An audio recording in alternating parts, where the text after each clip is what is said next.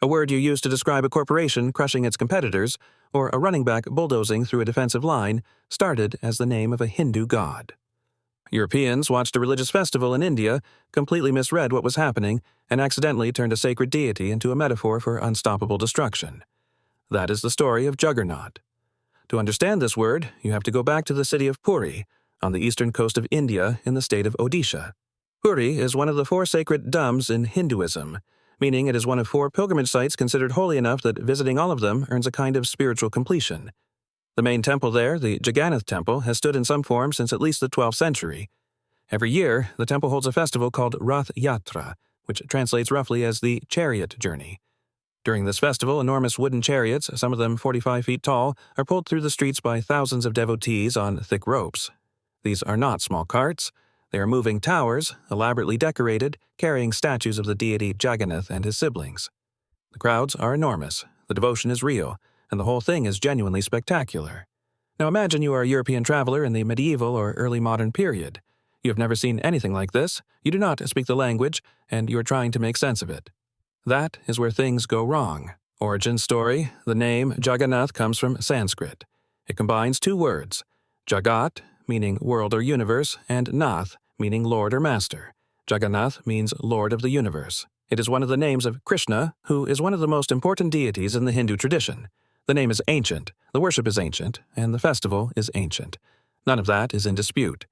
What is in dispute is what Europeans thought they saw when they encountered it. The first major account that shaped Western understanding came from a Franciscan friar named Odoric of Pordenone. Odoric traveled through Asia in the 1320s and wrote accounts of what he witnessed. His description of the Rath Yatra festival included the claim that devotees would throw themselves under the wheels of the chariot as an act of sacrifice, essentially choosing to be crushed to death in honor of the god.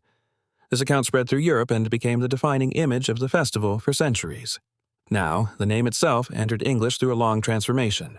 The Sanskrit Jagannath passed first through Hindi and Bengali pronunciation, and early European travelers rendered it phonetically in various ways.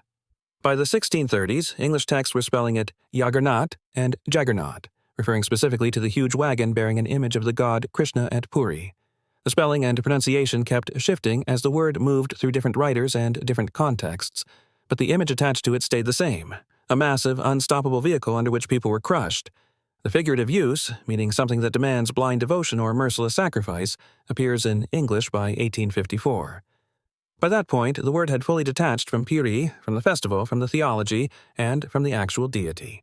It had become a general-purpose metaphor for any overwhelming, crushing force. The word had completed its transformation from a sacred name into a symbol of destruction, and almost every step of that transformation rested on a story that was either exaggerated or simply invented. The misconception. Here is the misconception in plain terms.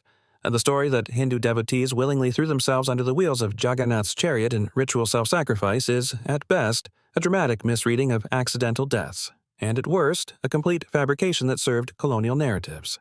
Scholars of South Asian religion have pointed out for decades that there is no theological tradition within the Jagannath worship tradition that calls for self-immolation under a chariot. The Rath Yatra is a celebration. It is joyful. The crowds pulling the ropes are participating in an act of devotion, not marching toward death. In a crowd of hundreds of thousands of people moving through narrow streets with a 45-foot wooden structure rolling on massive wooden wheels, accidents did happen. People fell, people were trampled in the crowd. But those were tragedies, not rituals.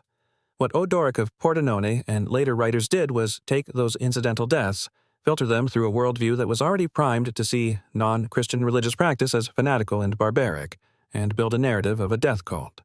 That narrative then traveled back to Europe, got repeated, elaborated, and eventually crystallized into a word that has outlasted the original misunderstanding by centuries. Modern echoes. The word juggernaut in Misubas today shows up constantly, and almost never with any awareness of where it came from. Sports journalists use it to describe a team that cannot be stopped. Business writers use it for a company that dominates its market. Political commentators use it for a campaign or a movement that steamrolls everything in its path. You will find it in headlines about technology companies, in commentary about military operations, in reviews of action movies. What is interesting is that the core meaning has stayed remarkably stable since 1854. It still carries the sense of something massive, indifferent to what it crushes, and driven by a force that individuals cannot resist. The crushing wheel imagery from Odoric's account, fictional as it largely was, turned out to be an extraordinarily durable metaphor. The word does real descriptive work in modern English, which is probably why it has survived, but it does that work entirely on the foundation of a colonial-era myth about a festival that was never what Europeans said it was. Deeper connections. The Sanskrit root nath, meaning lord or master, shows up in other words and names you might recognize. The name Nathan in Hebrew means he gave, but the Sanskrit nath is unrelated. It traveled into South Asian languages and names independently. More directly relevant, the word nath appears in dozens of Hindu deity names and in place names across South Asia. It is a living root, not a historical artifact. The word jagat, meaning world or universe, also connects to the concept of jagati in Sanskrit poetics, which refers to a type of meter, literally the meter of the world. Sanskrit is one of the oldest documented members of the Indo-European language family, and its influence on English is mostly indirect, coming through Persian, Hindi, and colonial-era borrowings, rather than through the kind of direct transmission you get with Latin or French. Juggernaut is one of the cleaner examples of a Sanskrit origin word in everyday English. There is also a broader pattern worth naming here. This word is part of a category of terms where colonial encounter produced a distorted import. Europeans borrowed the name of something, attached their own interpretation to it, and the distorted version became standard.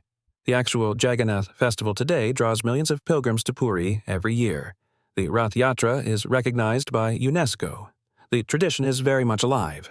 And somewhere in that same living tradition is the origin of a word that most English speakers use without any idea it refers to a deity, a city, a chariot procession, and a story of profound misunderstanding that took centuries to partially correct. The gap between what a word means and what it once meant is where etymology lives. Juggernaut is a case where that gap contains an entire history of cultural collision, misrepresentation, and the strange persistence of useful metaphors long after the stories that created them have been discredited. What is next? If this kind of deep dive is what you are here for, subscribe so you do not miss the next one. We are going to look at another word that crossed continents, changed meaning, and carries a history almost nobody knows it has.